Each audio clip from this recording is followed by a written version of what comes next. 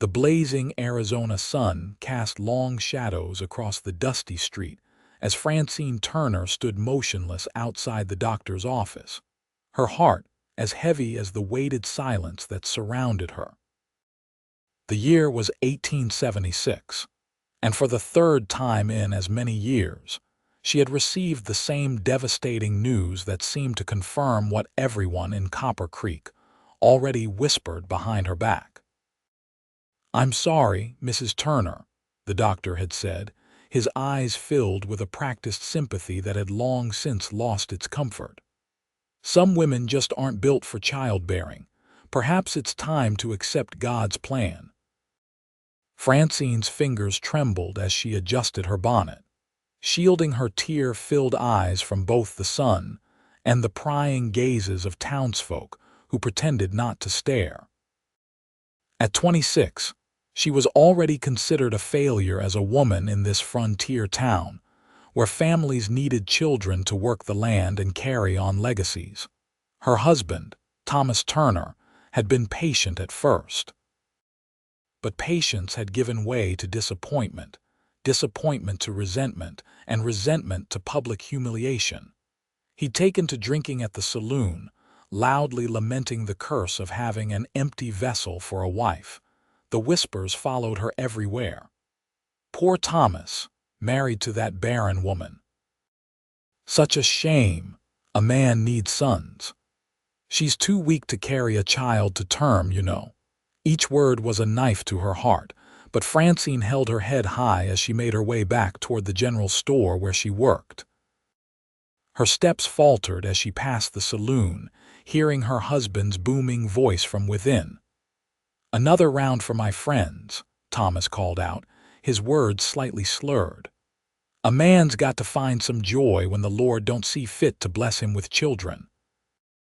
Laughter erupted from the men gathered around him. Francine quickened her pace, but not before catching sight of Mrs. Patterson shaking her head in pity.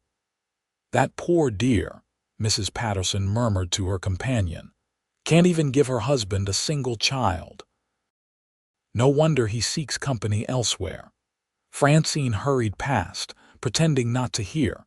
The bell on the general store door jangled loudly as she rushed inside, grateful for the momentary sanctuary. "You're back early, Mr. Roberts," the store owner observed. "Everything all right?" "Yes, sir," Francine lied, moving behind the counter to arrange a display of canned goods. "Just a quick errand."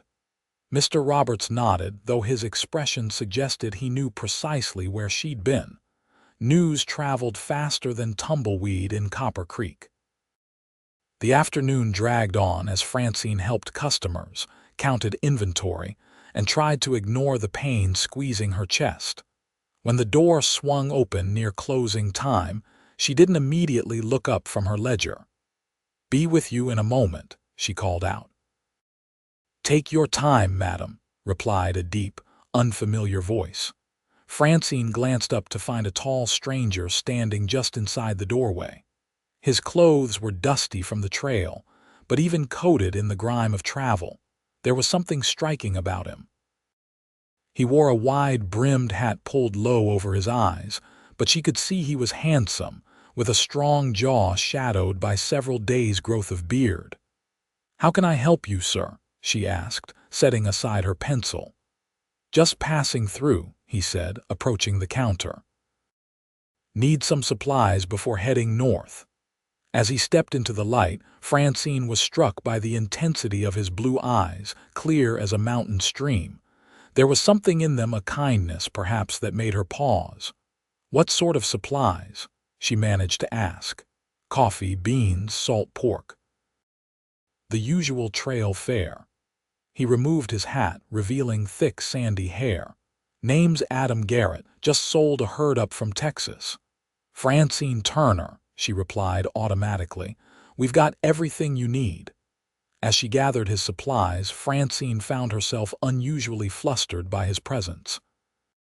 He moved with a quiet confidence, studying the store's offerings with genuine interest rather than the impatience most cowboys displayed. "You're not from around here," Adam observed, watching as she measured coffee beans.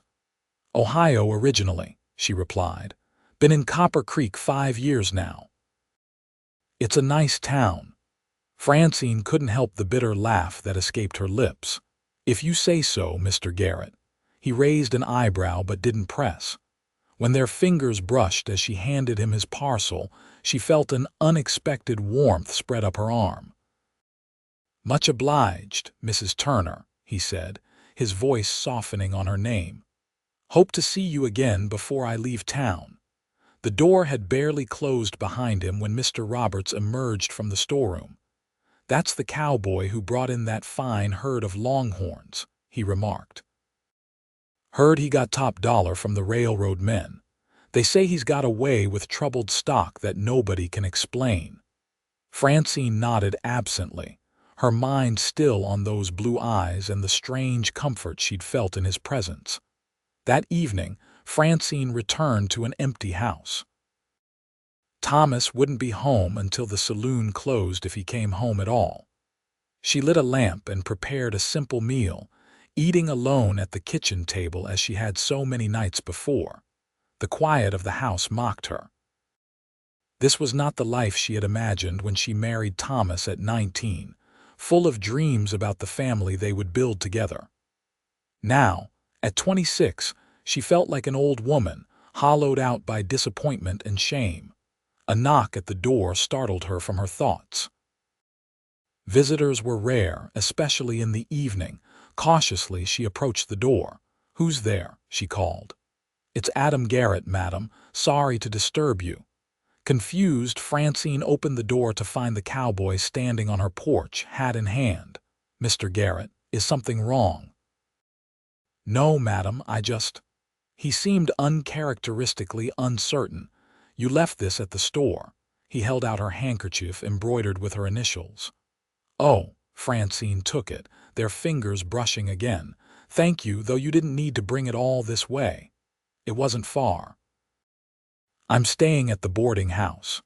He paused, then added, "Truth is, I wanted to make sure you were all right. You seemed troubled earlier." The simple kindness in his words nearly undid her. Before she could respond, the sound of uneven footsteps and off-key singing announced Thomas's approach. "That would be my husband," Francine said quickly. "Thank you again, Mr. Garrett." Adam nodded, replacing his hat. "Good evening, Mrs. Turner." He turned to leave just as Thomas stumbled up the path, reeking of whiskey and tobacco. "Who's this?" Thomas demanded, swaying slightly as he glared at the stranger. "Just returning something your wife left at the store," Adam replied evenly. Thomas's eyes narrowed. "Well, she's got it now. Best be on your way, cowboy." Adam tipped his hat to Francine. "Madam." Then he walked away, his back straight, his stride unhurried. Thomas watched him go before pushing past Francine into the house. "Making friends, are we?" he sneered. He was just being kind, Thomas. Kind to another man's wife. Men like that only want one thing. "Not everyone thinks like you," Francine replied tiredly. Thomas grabbed her arm, his fingers digging into her flesh. "What's that supposed to mean?" "Nothing. I'm tired. I'm going to bed." She pulled away and retreated to their bedroom, leaving Thomas to finish the bottle he'd brought home.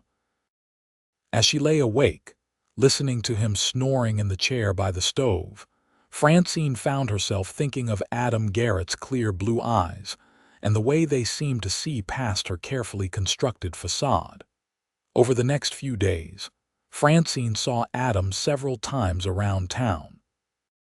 He nodded politely whenever they passed, but made no attempt to speak with her alone. She told herself it was for the best, even as she found herself watching for him from the store window. On Friday afternoon, catastrophe struck. Thomas, drunk again and showing off for his friends, fell from his horse and broke his leg in 2 places. Dr. Williams set the bone, but Thomas would be bedridden for weeks. "Someone will need to tend to your cattle," the doctor told him. "They can't go without water in this heat." Thomas cursed loudly. "I can't afford to hire help with what that worthless wife earns at the store," Francine, standing nearby, flinched at his words but said nothing. What could she say? They both knew she wasn't strong enough to manage the small herd on their struggling ranch outside town. "I'll help," came a voice from the doorway. They all turned to see Adam Garrett standing there, his expression unreadable. "What's it to you?" Thomas demanded suspiciously. "Nothing," Adam replied calmly. "But I've got time before my next drive, and a man shouldn't lose his livelihood over a broken leg." Dr. Williams looked relieved. "That's very generous, Mr. Garrett." "I don't need charity," Thomas growled. "It's not charity," Adam countered. "I'll work for room and board until you're back on your feet. Been sleeping in the stables too long anyway." Before Thomas could object further, Francine spoke up. "Thank you, Mr. Garrett. We accept your offer." Thomas glared at her but remained silent, knowing he had no choice. That evening, Francine showed Adam to the small bunkhouse behind their modest home. It was dusty from disuse. They'd never been prosperous enough to hire help, but it had a bed and a stove. "It's not much," she apologized, lighting the lamp. "It's fine," Adam assured her, setting down his saddlebags. "I've slept under the stars most of my life. This is downright luxurious." Francine smiled despite herself. "I'll bring you some dinner shortly." "I appreciate that." He hesitated, then added, "Your husband's leg, it'll heal properly." "The doctor thinks so, yes, though his temper may not improve with the healing." Adam's expression softened. "He shouldn't speak to you the way he does." Francine looked away, uncomfortable with his directness. "It's been difficult for him, for both of us. Still." Their eyes met briefly before Francine turned toward the door. "I should get back to the house." Adam nodded, understanding her discomfort. "Thank you, Mrs. Turner." Over the next few days, a routine developed. Adam rose before dawn to tend to the cattle, working tirelessly to maintain the small ranch. Francine continued her job at the store, then prepared meals for both Adam and her increasingly bitter husband. Thomas watched their interactions with suspicious eyes, but could find no fault in Adam's behavior.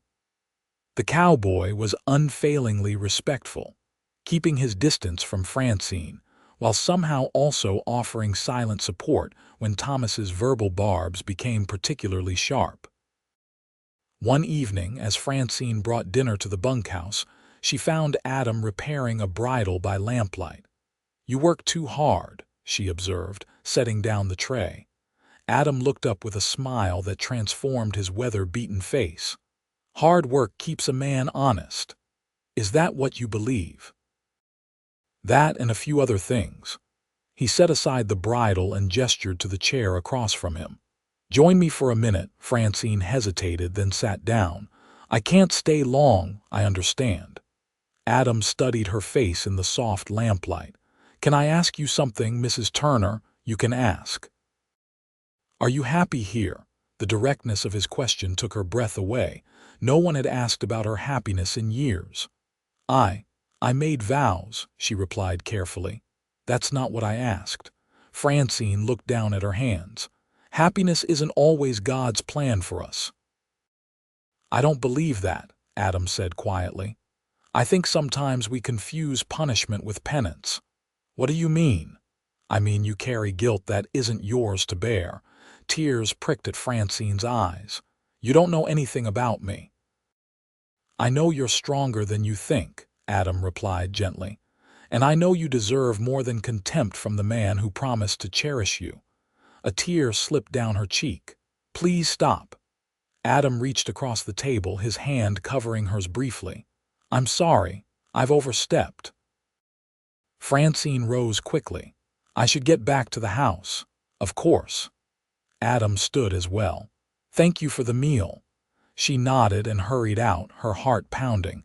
How could this man she barely knew see so clearly what she had buried so deeply? The following Sunday, with Thomas still confined to bed, Francine attended church alone. She sat in her usual pew, ignoring the whispers that followed her. Poor thing, still no children. Thomas deserves better. They say she's too weak, constitution's not strong enough. The familiar words washed over her, their sting dulled by repetition. She kept her eyes forward, focused on Pastor Miller's sermon about perseverance through trials. As the congregation filed out afterward, Francine found herself face to face with Widow Jenkins, whose opinion carried weight among the town's women. "I noticed that Cowboy's been staying at your place," the widow remarked, her tone implying volumes. "He's helping with the ranch while my husband recovers," Francine replied evenly. Awful generous of him." The widow's eyes narrowed. Though a woman in your position should be mindful of appearances. Before Francine could respond, a deep voice spoke from behind her. "Mrs. Turner has been nothing but proper, madam," Adam said, having approached unnoticed. "It's Christian charity to help neighbors in need, isn't it?" Widow Jenkins blinked in surprise. "Well, yes, of course." "Then we're all doing the Lord's work," Adam concluded with a tip of his hat. "Good day, madam." He offered his arm to Francine, who took it gratefully, aware of the stares following them as they walked away. "You didn't have to do that," she said once they were out of earshot. "I know," Adam replied, "but sometimes a little support goes a long way." Francine glanced up at him, noting the determined set of his jaw. "You're a strange man, Adam Garrett," he smiled down at her. "Is that so bad?" "I'm not sure yet," she admitted, allowing herself to return his smile. As they neared her house, Adam slowed his pace. "I've been meaning to ask, your cattle seem underweight. Has the grazing been poor?" Grateful for the change in subject, Francine nodded. "The south pasture has been dry for months. Thomas says we can't afford to lose any more head, but they're struggling. I noticed a stream running through your property, back behind the ridge. Why not move them there? Thomas says it's too far to check on them regularly." Adam frowned. "With respect, Mrs. Turner, your husband is wrong. Those cattle need better grazing or you'll lose them anyway." Francine sighed. "He won't listen to me." "Then I'll speak with him," Adam decided. "It's my job to keep your ranch running after all." To Francine's surprise, Thomas agreed to Adam's suggestion after a heated discussion. Perhaps it was the cowboy's reputation with cattle, or perhaps Thomas simply couldn't stand to be out-argued in his weakened state. Either way, Adam moved the herd to the greener pasture the next day. Within weeks, the change was remarkable. The cattle began to fill out, their coats becoming sleeker as they thrived on the richer grass. Even Thomas had to admit the improvement, though he did so grudgingly. One afternoon in late August, as Francine returned from the store, she found Adam mending the corral fence. The summer heat had him working without his shirt, and she couldn't help but notice the play of muscles across his back as he drove nails into the wood. He sensed her presence and turned, offering a smile that made her heart skip. "Afternoon, Mrs. Turner." "Mr. Garrett," she acknowledged, trying to keep her eyes on his face. "How are the repairs coming?" "Nearly finished." He reached for his shirt, pulling it on with a quick motion that suggested he'd noticed her discomfort. "Your husband's been asking when I plan to move on." Francine felt an unexpected pang at his words. "Are you moving on, I mean?" Adam studied her face. "That depends." "On what?" "On whether there's reason to stay." The weight of his unspoken meaning hung between them. Francine clutched her basket tighter. "Adam." "I know," he said softly. "You're married. I respect that, but I also see how he treats you and it tears at me." "It's not your concern," she whispered, though the words lacked conviction. "Isn't it?" Adam stepped closer. "Francine, I've never met anyone like you. Your strength, your kindness, despite everything, it moves me. Please don't," she begged, even as something inside her yearned toward him. "I'm not asking anything of you," he assured her. "I just want you to know that you deserve better, that's all." He turned back to his work, leaving Francine to retreat to the house, her thoughts in turmoil. That night, as Thomas complained about his slow recovery, she found herself watching him with new eyes, seeing clearly what she had long tried to ignore: the cruelty in his complaints, the selfishness in his demands. When had love turned to resentment? Had it ever been love at all? 2 days later, disaster struck again. Thomas, attempting to prove he could manage without Adam's help, fell while trying to mount his horse. His barely healed leg broke once more, worse than before. "Damn it all to hell," he roared as Dr. Williams examined him. "This is your fault, Francine. If you'd been helping me instead of making eyes at that cowboy—" "That's enough," Adam interrupted sharply. "Your wife was nowhere near you when you fell. This is no one's fault but your own pride." Thomas's face contorted with rage. "Get out of my house. I don't need your help or your opinions." Dr. Williams cleared his throat awkwardly. "Actually, Mr. Turner, with this new break, you'll need more help than before. You're looking at months of recovery." "Then I'll hire someone else." "With what money?" Francine asked quietly. "We've barely been making ends meet as it is." Thomas glared at her, his eyes bloodshot from pain and anger. "Then go back to Ohio. Go to your parents. What good are you to me? Can't give me children, can't help with the ranch, can't even keep another man from sniffing around you." Francine flinched as if struck. Adam stepped forward, his expression dangerous. "Mr. Turner, I suggest you watch your words carefully." "Or what, cowboy? She's my wife, not yours." "A fact you seem to forget when it suits you," Adam replied coldly. Dr. Williams intervened hastily. "Mr. Turner needs rest. This argument isn't helping his condition." Francine nodded numbly and left the room, Adam following her onto the porch. The setting sun painted the horizon in fiery oranges and reds, a stark contrast to the cold emptiness inside her. "I'm sorry," Adam said softly. "I shouldn't have spoken to him that way in your home." "No, you were right." Francine's voice was barely audible. "Everything he said about me being worthless, he said it before, just never in front of others." Adam's jaw tightened. "Francine, look at me." She raised her eyes to his, seeing the intensity there. "You are not worthless. You are remarkable, and any man would be blessed to have you as his wife." The sincerity in his voice broke something inside her. Tears spilled down her cheeks as years of pent-up pain found release. Without thinking, she stepped into his arms, burying her face against his chest. Adam held her gently, one hand stroking her hair as she wept. "It's all right," he murmured. "Let it out." They stood like that for several minutes until Francine's tears subsided. She pulled back, suddenly aware of their proximity. "I shouldn't have done that," she whispered. "Sometimes we all need comfort," Adam replied, though he released her immediately. Francine wiped her eyes. "What am I going to do? I can't leave. I have nowhere to go. My parents died last year." "Do you want to leave?" The question hung in the air between them, weighted with possibility. "I don't know," she admitted finally.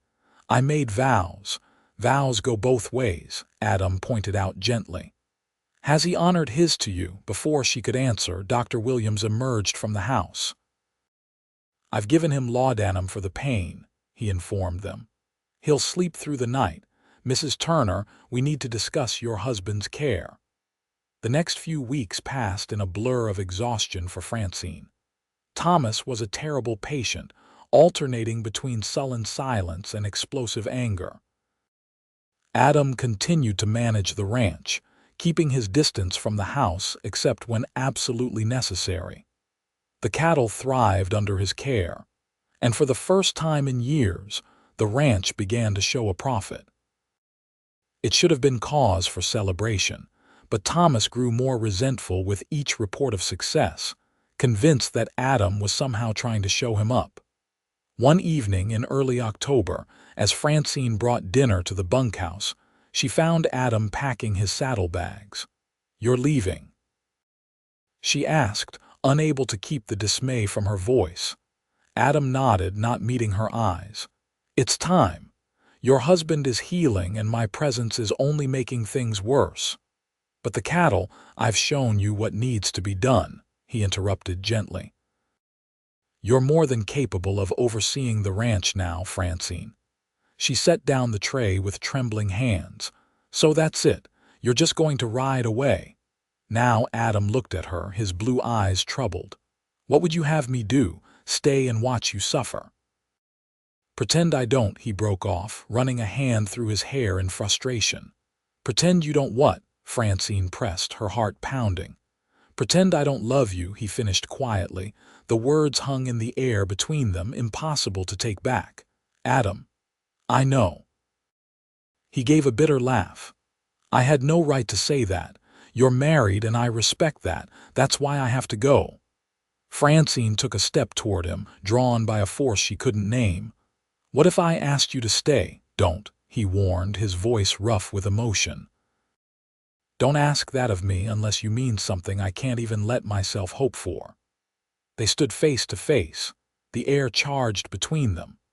Francine knew she stood at a crossroads, one path leading back to the empty shell of her marriage, the other toward something unknown but alive with possibility. I can't leave him while he's injured, she said finally. It wouldn't be right. Adam nodded, accepting her decision with the same quiet dignity he brought to everything. I understand, but when he's healed. She took a deep breath. When he's healed, I'll tell him I'm leaving. With or without you, Adam, I can't live like this anymore. Hope flickered in his eyes. Are you sure? Yes, she whispered. For the first time in years, I'm sure of something. Adam reached out slowly, his hand cupping her cheek. Then I'll wait, however long it takes. Their first kiss was gentle, a promise rather than a passion, but it kindled something in Francine that she had thought long dead. When they parted, she felt as though she was seeing the world through new eyes. I should go back to the house, she said reluctantly. Adam nodded. I'll still leave tomorrow, go to Fort Smith for a while. It's better that way. But I'll be back, Francine, I promise you that. The winter months passed slowly. Thomas's leg healed gradually, his temper not at all. Francine endured his bitterness with a new resilience, knowing that each day brought her closer to freedom. She managed the ranch with growing confidence, proving to herself what Adam had seen all along, that she was stronger than anyone had given her credit for, including herself. Letters arrived occasionally from Fort Smith, ostensibly about cattle prices, but containing carefully worded passages that spoke to her heart alone. She kept them hidden in a tin beneath the floorboards, taking them out at night to read by candlelight when Thomas was asleep. In February, Thomas was finally declared fully healed. That evening, as they sat at the dinner table, Francine gathered her courage. Thomas, I need to speak with you. He barely glanced up from his plate. What about, I'm leaving? The words emerged with surprising steadiness. Now he looked at her, confusion giving way to anger. What are you talking about? I'm leaving you, Francine repeated. This marriage has been over for a long time. We both know that. Thomas slammed his fist on the table. Is this about that cowboy? Has he been writing to you? This is about us, Francine countered. About the way you've treated me, the things you've said. About the fact that we don't love each other anymore if we ever did. You can't leave, Thomas sputtered. You're my wife. I was your wife, Francine corrected gently. Now I'm just someone who lives in your house. Thomas stared at her, truly seeing her perhaps for the first time in years. You've changed. Yes, she agreed. I have. To her surprise, Thomas didn't rage or threaten. Instead, he seemed to deflate, as though something long expected had finally come to pass. Where will you go? He asked finally. I don't know yet, she answered honestly, but I'll figure it out.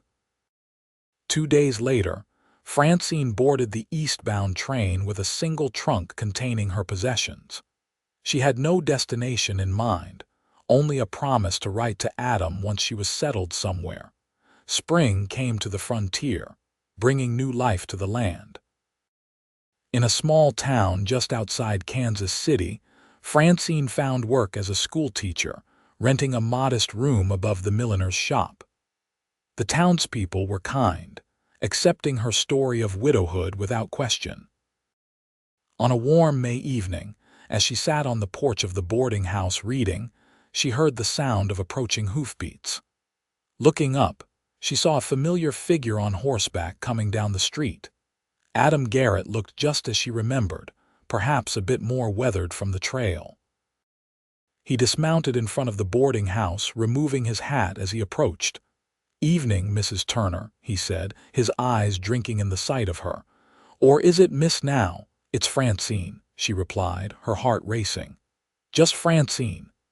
His smile was like sunrise after the longest night. "I got your letter. I'm glad." She stood, suddenly shy despite the months of correspondence between them. "How did you find me?" "I'd find you anywhere," he said simply. They stood looking at each other, the promise of their last meeting hanging between them. "I've been thinking," Adam said finally, "about roots, about finding a place to call home after all these years on the trail." "Have you?" Francine's voice was barely above a whisper. "There's good land around here," he continued. "A man could build something worthwhile, something lasting." "It would take hard work," she observed, a smile playing at her lips. "I'm not afraid of hard work." Adam stepped closer. "But I'd need a partner, someone strong, someone who knows her own mind." "Someone like me," Francine suggested, her heart in her throat. "Not someone like you, Francine. You."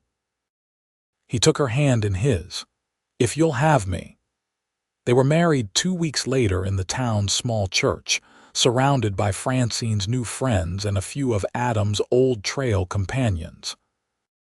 As they exchanged vows, Francine felt none of the uncertainty that had marked her first marriage, only a deep conviction that this was right, that this man saw her true self and loved her for it. Adam bought land outside town and set about building their home with his own hands. Francine continued teaching, coming home each day to help with whatever needed doing. They worked side by side, equal partners in everything they undertook. In December, as the first snow fell, Francine discovered she was with child. The doctor in Kansas City confirmed what she had begun to suspect: she was healthy and strong, perfectly capable of bearing children. It had never been her weakness at all, but rather a compatibility that hadn't existed with Thomas. "A spring baby," Adam said wonderingly, his hand gentle on her still flat stomach. "Our own little miracle." Francine covered his hand with hers. "The first of many, I hope." "As many as you want," he promised, kissing her tenderly. "But even if it were just this one, you've already given me more than I ever dreamed possible." Their daughter, Hope, was born in May 1878, with her father's blue eyes and her mother's determination. She was followed 2 years later by a son, Joseph, and then by twin girls, Sarah and Rebecca. When the children were old enough to ask, Francine and Adam told them the story of how they met, how a cowboy passing through town had seen strength where others saw weakness, possibility where others saw failure. "Your mother," Adam would tell them, "is the strongest person I've ever known. Don't ever let anyone tell you what you can or can't do." And Francine, watching her family gathered around the hearth of the home they had built together, knew that true strength wasn't about what others believed of you, but what you discovered within yourself when someone finally saw you clearly.